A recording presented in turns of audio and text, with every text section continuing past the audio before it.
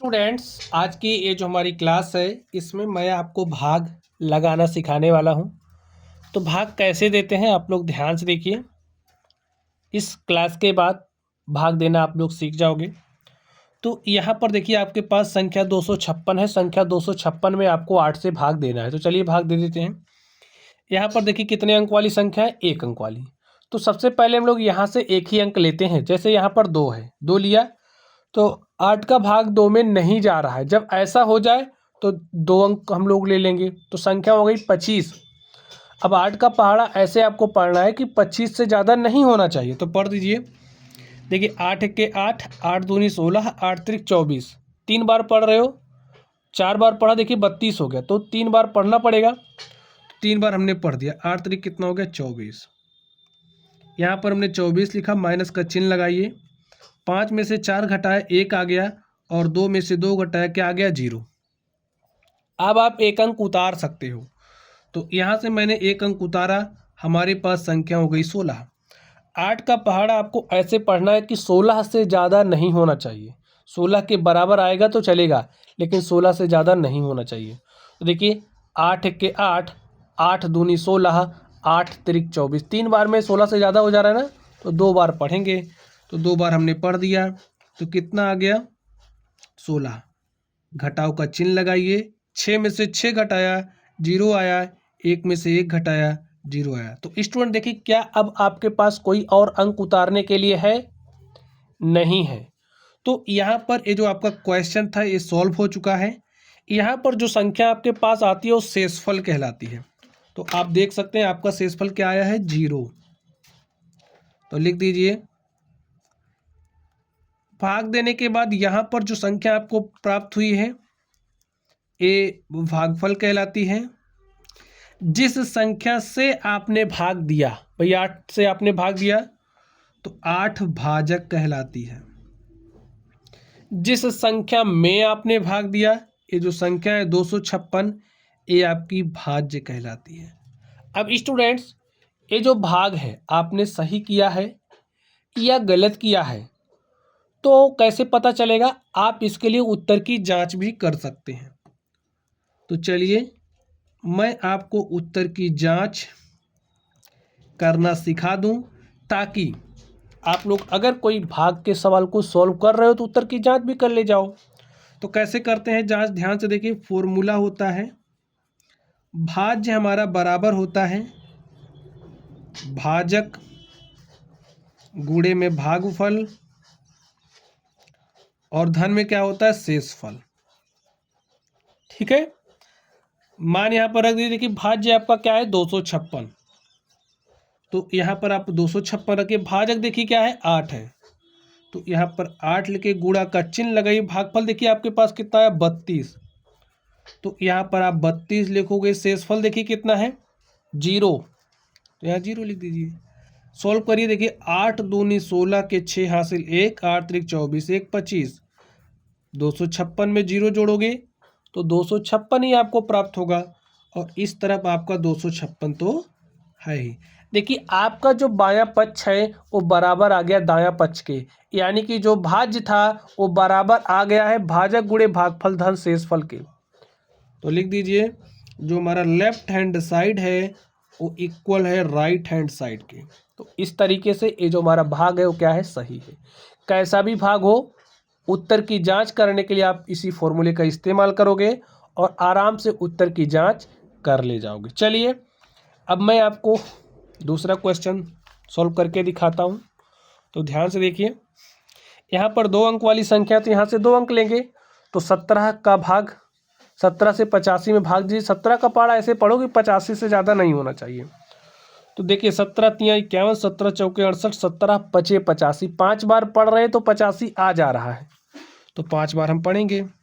हमने 5 बार पढ़ा, 85 आ गया, माइनस का चिन्ह लगाया। 5 में से 5 घटाया 0, 8 में से 8 घटाया 0। अब आप एक अंक उतार सकते हो, तो मैंने यहाँ पर एक अंक उतार लिया है। 17 का पहाड़ा ऐसे पढ़ो कि 3 से ज़्यादा नहीं होना चाहिए। अब आप कैसे पढ़ोगे, सोचिए। जब आप पहाड़ा एक बार पढ़ रहे हो, 17 1 के 17, तो 3 से ज़्यादा आ जा रहा है, तो क्या करोगे? देखिए करना कुछ नहीं, पहाड़ा 0 बार पढ़ दो, ज़्यादा नहीं होना चाहिए, इस बात का ध्यान रखना। तो हमने पहाड़ा 0 बार पढ़ा, तो यहाँ पर 0 कैसे आता है, बात समझ गए आप लोग। तो 17 का पहाड़ा हमने 0 बार पढ़ा है, तो यहाँ पर क्या आ गया 0, 3 में से 0 घटाया 3, और यहाँ पर हम 6 उतार सकते हैं। हो सकता है कि आपके गुरुजी यहाँ पर ही 6 उतार दें, आपको 36 दें, यहाँ पर 0 ऐसे लगा देते होंगे, लेकिन 0 का कॉन्सेप्ट यही है, ठीक है। चलिए अब 17 का पहाड़ा ऐसे पढ़ो कि 36 से ज़्यादा नहीं होना चाहिए। तो 17 1 17, 17 दूनी 34, 17 तियाँ 51, 3 बार पढ़ रहे हो तो 36 से ज़्यादा आ जा रहा है, तो हम 2 बार पढ़ेंगे। तो 17 दूनी क्या हो गया 34, घटा दीजिए, 6 में से 4 घटाए 2, और 3 में से 3 घटाए 0। अब स्टूडेंट देखिए आपका भाग हल हो चुका है, ठीक है। अब कोई अंक आपके पास उतारने के लिए नहीं है, तो यहाँ पर जो आपके पास बच गया है ये क्या कहलाता है, शेषफल। यहाँ पर ये जो संख्या आपके पास आई है ये क्या होती है, भागफल। जिस संख्या से आपने भाग दिया वो आपकी भाजक होती है, जिस संख्या में आपने भाग दिया वो आपकी भाज्य होती है। अब उत्तर की जांच आप स्वयं करोगे, ठीक है। और चलिए इसको सॉल्व करते हैं। अब देखिए यहाँ पर हमारे पास संख्या है 23, और 23 से भाग देना है 45 67 में, तो भाग दे दीजिए। अब हो सकता है कि आपको 23 का पहाड़ा ना याद हो, तो कैसे करोगे, जैसे करते आए वैसे करोगे, ठीक है। चलिए यहाँ से 2 अंक वाली संख्या है तो यहाँ से 2 अंक लिया, 45 हो गया।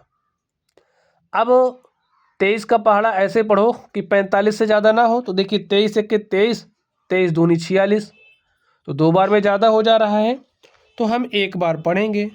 तो यहाँ पर हमने लिखा 23, घटाइए, 5 में से 3 घटाया तो 2 आया, 4 में से 2 घटाया तो 2 आया।